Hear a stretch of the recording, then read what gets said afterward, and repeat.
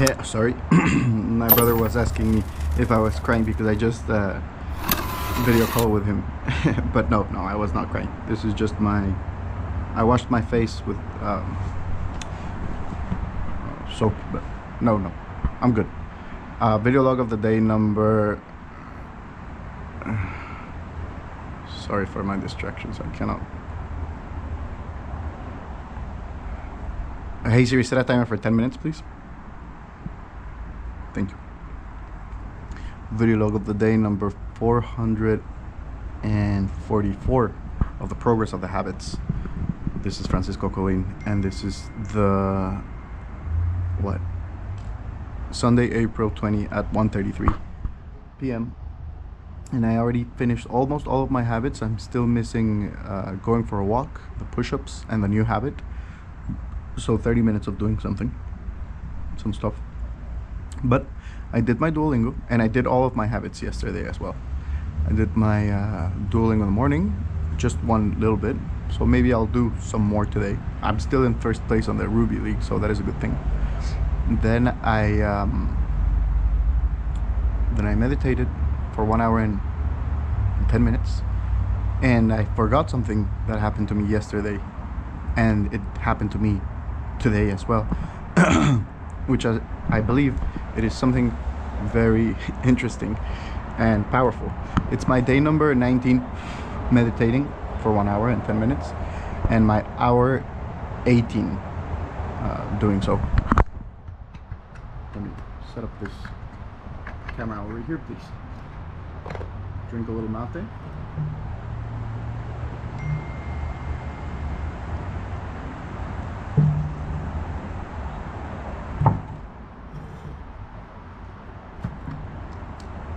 And then I did my journaling, then I did my writing in the book, and now I'm recording this vlog.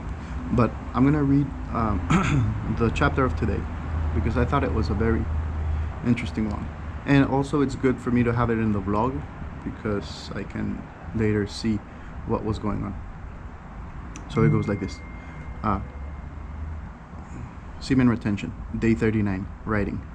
Day 12, retaining. Symptoms. A lot of the symptoms are mainly caused by the environment, but how I react to them and how long do I allow myself to be in that environment is entirely my choice. Waiting, as if something is going to save me from my discomfort. Well, it's true. That's not gonna happen. And I put myself in that position as well. How ironic, right?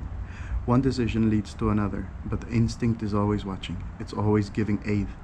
The option on the opinion on one wise part of yourself, a subtle one, silent for most, but it's there always. I feel in control on the subject of confidence, yes, but more in the skill to observe and detect immediately a sensation of an emotion, meaning I am getting so in tune with my instinct. Could be the retention, yes, but also the meditation. Yesterday and today I had two experiences.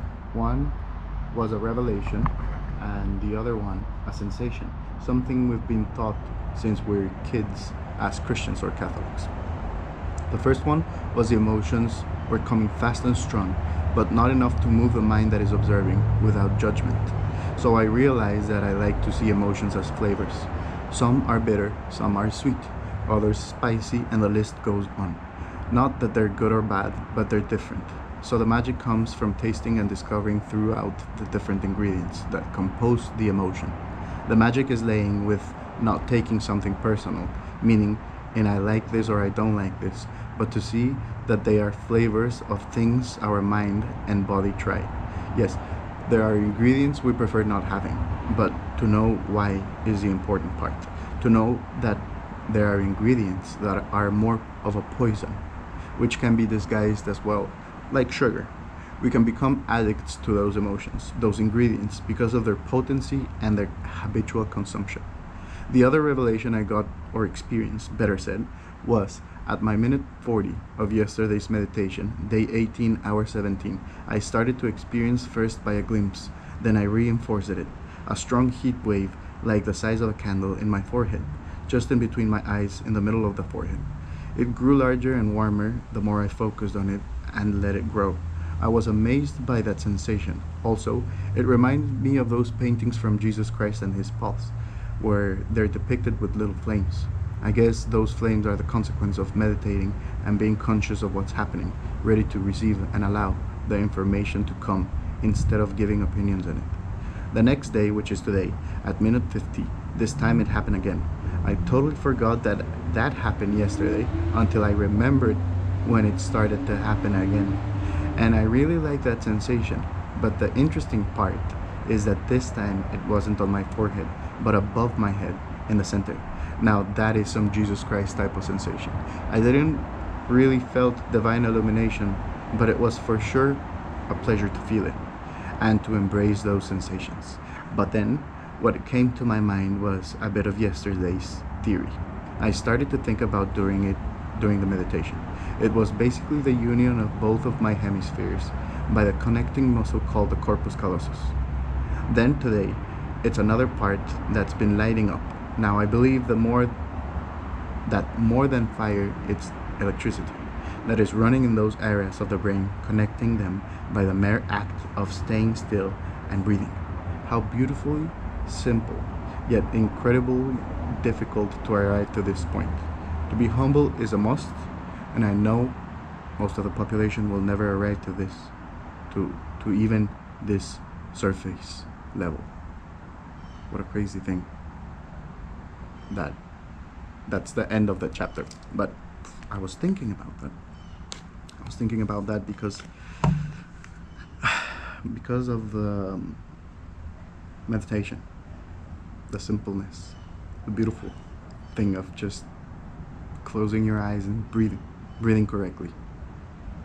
It's very simple and beautiful, but difficult to know why to start doing it, to know or to even think in what is this going to help me, or what is it going to do for my life to meditate. Now I'm doing this for other reasons, of course.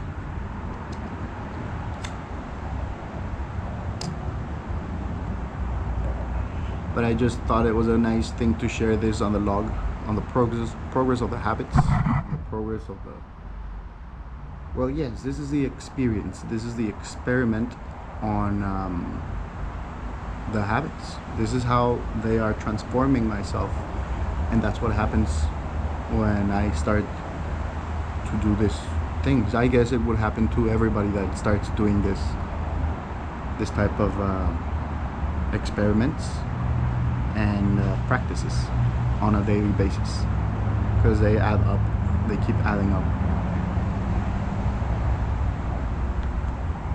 I felt that it was, or I thought there was gonna be some resistance, some more resistance into this meditation realm, because it's an hour and 10 minutes, and I wasn't ready, or I thought I wasn't ready for that amount, you know.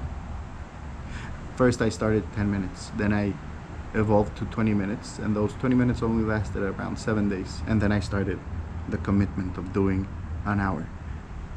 And lightning revelation, it's the commitment to do something, but to be able to follow it through the date of the expiration. So for me, I know that it's easier to follow this, because I know that this experiment will only last 40 days, to see how I react, you know, to see how my body feels with this experimentation. So therefore, it's easier for me to say, well, okay, I'm doing this, and it might be hard, or it might be uncomfortable, or might be a little too much, but it's only for a few days, and then that's it. I can stop whenever I want. What a relief my body feels, you know. But it's interesting, because life is built upon the day to day, you know.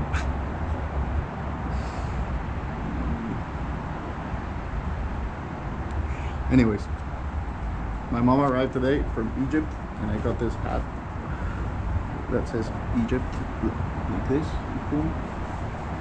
Or you got the Eye of Horus over here, so that's a nice thing. And chocolates, things.